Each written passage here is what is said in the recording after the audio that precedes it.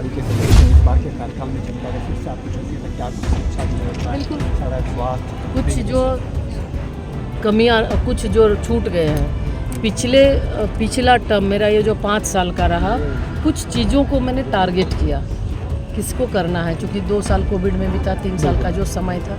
तो एक तो सरिया जिस ओवर ब्रिज है जो आप जानते हैं कि समक्ष माले से विनोद सिंह ने अपने मंच से भाषण में कहा कि लाल झंडा जो होता है वो बाधा काम को रोकने की झंडा होता है। क्या मानते हैं कि वो बाधा डालेगा यहाँ की विकास को?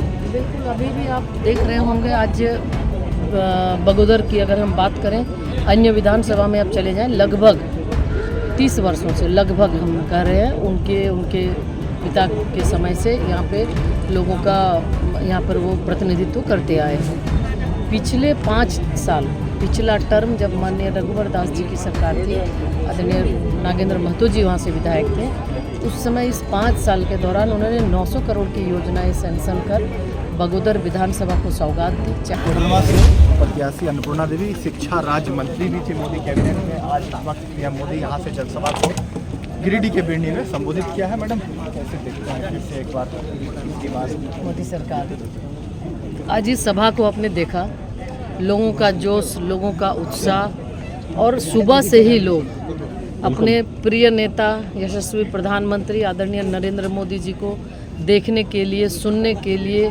और उनसे आमने सामने होने के लिए आज सुबह से ही लोग कतार लगाए हुए थे। पानी भी नहीं मिल रहा था पीने के लिए, फिर भी लोग लाखों की संख्या में लोग यहाँ पे पहुँचे और माननीय प्रधानमंत्री जी को सुना, और माननीय प्रधानमंत्री जी ने भी अपनी बात को लोगों से बहुत ही अच्छे तरीके से अपनी बात को कहा कि मोदी की गारंटी है, और लोगों ने ये तय किया है जो 400 पार का नारा है, निश्चित रूप से पूरा।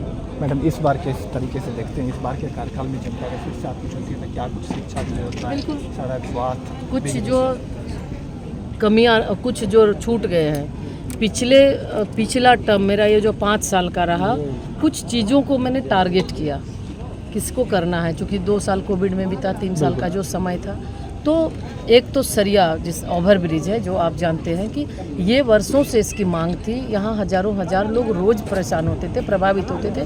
तो इसको टारगेट करके एक सरिया ओवर ब्रिज जिसका काम चल रहा है, माननीय प्रधानमंत्री जी ने शिलान्यास किया है, काम चल रहा है। उसके साथ ही विश्व स्तरीय सुविधा से युक्त वहाँ रेलवे स्टेशन भी हजारीबाग रोड में बन रहा है 30 करोड़ की लागत से।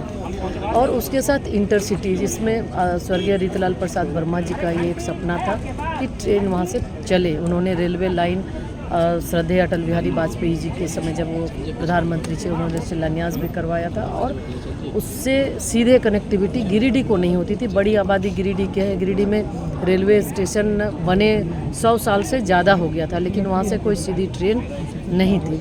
तो ये हमारे लिए सौभाग्य रहा कि गिरिडीह से रांची और फिर आसनसोल तक, आसनसोल से गिरिडीह रांची तक का सीधे इंटरसिटी ट्रेन की कनेक्टिविटी, वहाँ से इंटरसिटी ट्रेन का परिचालन हुआ, और इसके माध्यम से हजार लोगों को इससे फ़ायदा मिलेगा, चाहे युवा हो, चाहे व्यवसायी हो, चाहे अन्य कोई भी कर्मी अगर रांची जाते हैं तो उनके लिए सुविधा होगी। और उसके साथ तो कई दर्जनों ट्रेन जिसकी मांग थी, लंबी दूरी की ट्रेन, हमारे यहाँ के लोग बाहर रहते हैं तो दर्जनों ट्रेन का भी ठहरा हुआ। वंदे भारत ट्रेन जो स्वदेशी है, भारत का निर्माण किया हुआ, तो 2 ट्रेन का ठहराव कोडरमा रेलवे स्टेशन में हुआ, दुरंतो का हुआ। इस तरह कई ऐसे रेलवे से संबंधित विभिन्न रेलवे स्टेशनों पे कई ट्रेनों का ठहराव हुआ। कुछ जगह छूट गए हैं जो आने वाले समय में उसको करेंगे। और उसके साथ ही एक बहुत बड़ी, चूँकि हमारे यहाँ कृषि प्रधान है, और एक कोनार परियोजना है, नहर परियोजना, जिसके माध्यम से बहुत ज़्यादा लाभान्वित लोग होंगे अगर सिंचाई की व्यवस्था हो। आदरणीय रघुवर जी के समय में इसकी शुरुआत भी हुई थी, लेकिन किसी कारण से उसके बाद फिर लोगों को पानी नहीं मिल पाता है। तो अगले टर्म में ये हमारी प्राथमिकता होगी कि उससे सिंचाई की सुविधा इस क्षेत्र के लोगों को मिल सके, उसकी व्यवस्था, और इंडस्ट्रियल कॉरिडोर की व्यवस्था हो।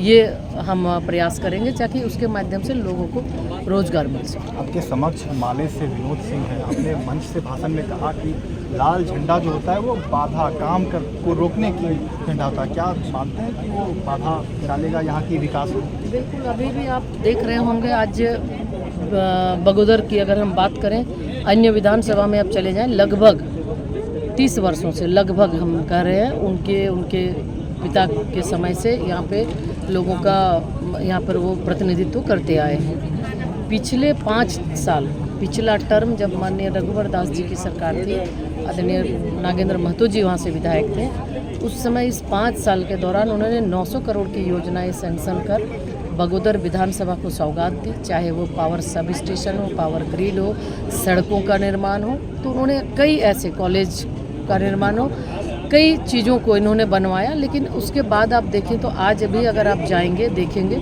तो जो एक विकास होना चाहिए था बगोदर विधानसभा में नहीं हुआ।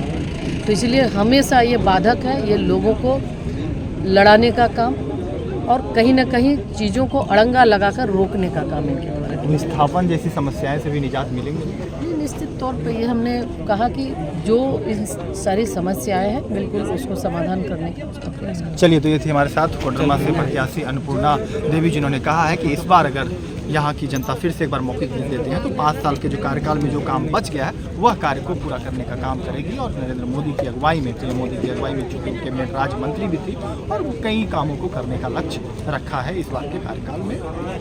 फिलहाल इतना ही। जेके न्यूज़ के लिए गिरिडीह से अपने से रमन के साथ में कौशिक। और ऐसे ही तमाम खबरों के लिए सब्सक्राइब करें हमारे चैनल जेके न्यूज़ नेटवर्क को और हाँ, बेल आइकन दबाना ना भूलें।